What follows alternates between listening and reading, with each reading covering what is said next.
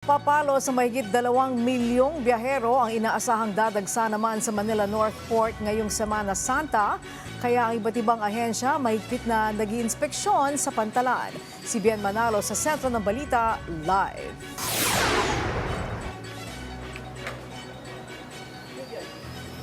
Angelique, sa mga oras na ito ay may mangilan-ngilan pa ring pasahero ang dumarating dito sa Manila North Port. Pagdating nila dito sa Conquer Station ay saka pa lamang sila pwedeng dumiretso doon sa Passenger Terminal Building at doon na nila hihintayin ang kanilang biyahe. Ayon sa pamunuan ng Manila North Port, Angelique, ay mahigit 2 milyong pasahero ang inaasahang dadagsa dito sa pantalan. Iyan ay yung mga uuwi ng probinsya sa paggunita ng Semana Santa. Kagabi pa lang ay nagtungo na si Brian Hamiro sa Manila North Port para maghintay sa kanyang biyahe. Biyahing Bohol ngayong araw si Brian para doon gunitain ang Semana Santa. Kasama ni Brian ang kanyang aso. At madaling araw ng Huwebes Santo, inaasahang makakarating si Brian sa Bohol. Unang-una kasi pag nagtatrabaho, minsan lang bakasyon eh. Ganun po kaya nangyayari po doon, nagiging long weekend siya mula Thursday hanggang Sunday. So makakasama mo yung pamilya mo, ganun po. Sa Bohol kasi mga relihiyoso tao doon, madalas. Oo, kilala talagang reliyoso yung mga taga Bohol talaga. Mga malalapit sa Diyos talaga yung mga yan. Biyahing Negros Occidental naman si Kenji Okate para doon gunitain ang mahal na araw. Nagtatrabaho bilang driver sa Maynila si Kenji, kaya taon-taon siyang umuwi sa probinsya. Kasi magbabakasyon ako para sa pamilya ko. Inagaan ko nga kasi sabi ko baka matraffic ako, ayoko maiwan ng barko eh. Oo, kasi nadanas ko yung dati nung 2022, nagbarko ako. May mga dala rin ako dati. 6 na oras na traffic dyan. Gawa ng ulan.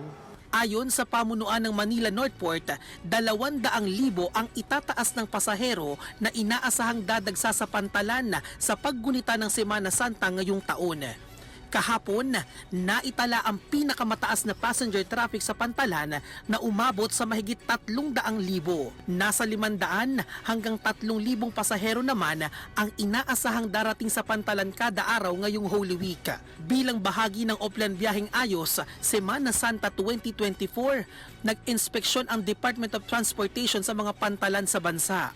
Katuwang ang Philippine Ports Authority at Philippine Coast Guard. Kasama sa binisita ang Manila North Port. Meron silang makakainan, malinis yung mga comfort rooms. No? Siguro yun ang importante ngayon na maging comfortable yung kanilang stay dito sa terminal. Nananawagan pa rin kami doon sa mga shipping companies na i-improve nila yung kanilang mga booking systems. No? Kasi importante maayos yung booking systems nila. No? Parang sa airline, no? Pwede kang bumili ng ticket online, no? Pwede kang bumili ng ticket sa mga travel agencies, no? Maraming options, no? Siguro ganun din dapat ang mangyari dito sa mga shipping companies natin.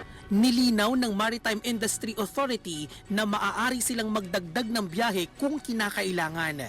Nagbabala naman ang PPA sa publiko sa online booking lalo na ngayong peak season. Paalala ng PPA sa mga biyahero para hindi maantala ang biyahe.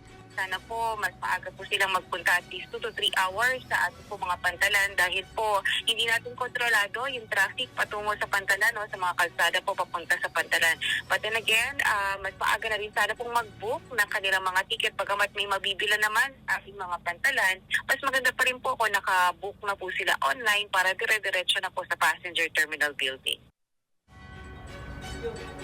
Angelique, mahigpit din ang paalala ng pamunuan sa mga biyahero kaugnay sa mga hindi dapat dalhin. Kabilang na dito ang matatalim at matutulis na bagay.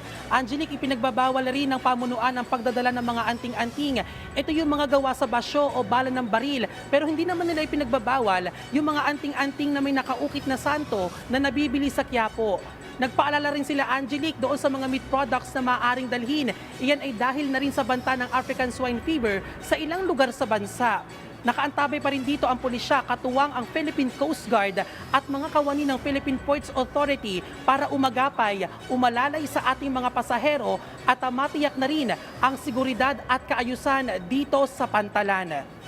At yan muna ang update dito sa Manila North Port. Balik sa iyo, Angelique. Okay, maraming salamat, Bien Manalo.